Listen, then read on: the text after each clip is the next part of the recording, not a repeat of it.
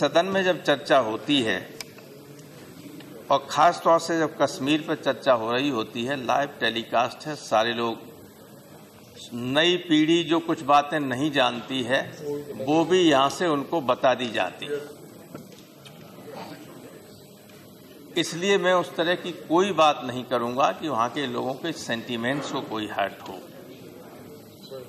क्योंकि मैंने एक बार सर हमारी कमेटी पेट्रोलियम की वहाँ गई थी, तो हम लोग जब गुलमर्ग जा रहे थे तो बीच में गाड़ी रुकवा ली।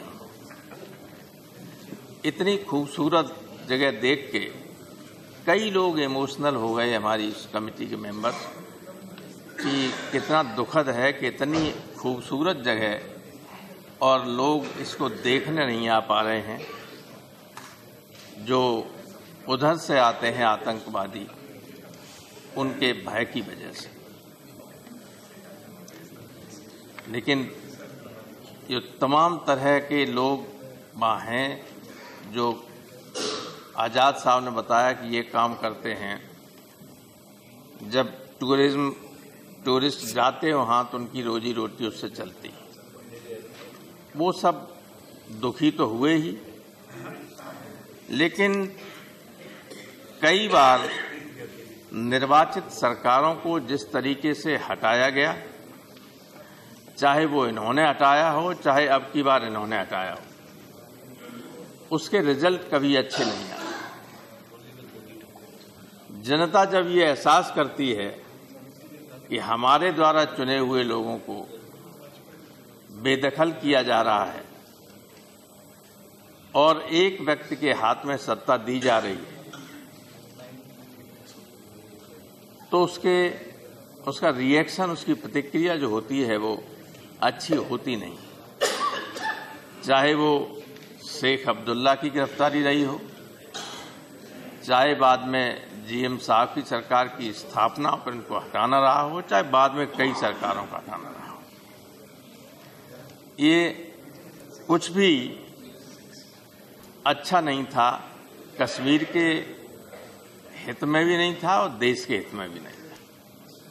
और आप जानते हैं कि जब पड़ोस का मुल्क इस बात पर आमादा हो कि हम पाकिस्तान के विभाजन का बदला हिंदुस्तान से लेंगे और उसके लिए जो भी वहाँ सरकार होगी वो हर कीमत पर हमारे देश में अस्थिरता पैदा करने की कोशिश करेगी, तो कश्मीर जैसे मसले पर जो भी सत्ता में हो दिल्ली में, उसको बहुत सावधानी से कदम उठाना चाहिए और कभी भी अपने दुश्मन को कमजोर न समझिए। आपने सर्जिकल स्ट्राइक किया, बहुत उसका प्रोपेगेंडा किया, लेकिन एक दिन भी आपने उन आतंकवादियों को रोक नहीं पाया। 2 लोगों को मार देते हैं तो ये खबर छपती है अखबार में कि 2 आतंकवादी आज मार गिराए, और उसके आगे एक छोटी सी खबर होती है, उसमें हमारे 2 जवान शहीद हो गए। रोजाना ये हो रहा है। तो इस तरह की अगर कार्रवाई हम करते भी हैं तो दुनिया को बताते क्यों हो कि मैंने ये किया।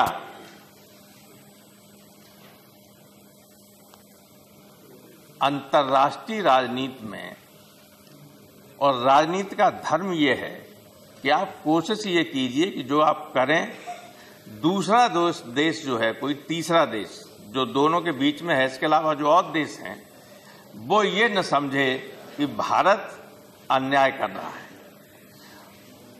वो यही समझे कि सारी गड़बड़ी हो रही है वो पाकिस्तान की तरफ से हो रही है। तो सर्जिकल स्ट्राइक का जितना प्रोपेगेंडा किया उसका लाभ हमें नहीं मिला, बल्कि अंतर्राष्ट्रीय जगत में लोग ये एहसास करने लगे कि हिंदुस्तान भी इस तरह की हरकतें करता है। तो ये चीज नहीं होनी चाहिए। जो करिए वो चुपचाप करिए। देश के हित में जो किया जा सकता है उसके लिए सारे देश की जनता आपके साथ है। जो करें देश के उसको बचाने के लिए, लेकिन कोई एक काम करें उसको प्रोपेगेट करें, ये ठीक नहीं है। प्रोफेसर साहब, अनुरोध होगा समय 1 मिनट। 2-1 मिनट बोलेंगे, हम वैसे नहीं बोल रहे हैं। मैं किसी की आलोचना करना ही नहीं चाहता हूं। नहीं, मैं तो समय की बात कर रहा हूं। जो इशू है वो ऐसा सेंसिटिव इशू है कि मैं इस पर कोई इतिहास में जाना नहीं चाहता हूं कि इतिहास में अगर चला जाऊंगा तो कई लोगों को बहुत दुख हो जाएगा। नहीं, मैं तो महज बीएससी के द्वारा तय समय की याद दिला रहा हूं। मैं तो इस रिजोल्यूशन को मैं तो ये कहना चाहता हूं कि एक तो हालांकि पहली बार आपने एक अच्छा काम किया था कि एक राजनीतिक व्यक्ति को वहां का गवर्नर बनाया, लेकिन उस राजनीतिक व्यक्ति के गवर्नर बनाते ही आपने सरकार को भंग करवा दिया।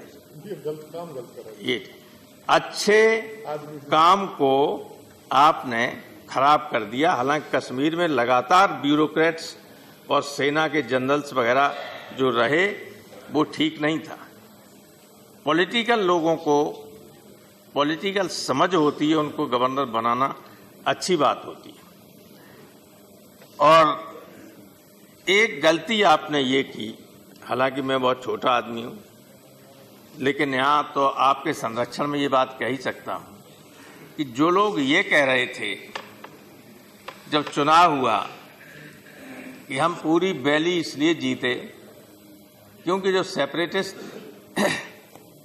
जो अलगाववादी ताकतें थीं उन्होंने हमारा समर्थन किया। खुलेआम कह रहे थे कि नहीं कह रहे थे? इसके बावजूद आपको उनके साथ गठबंधन नहीं करना चाहिए।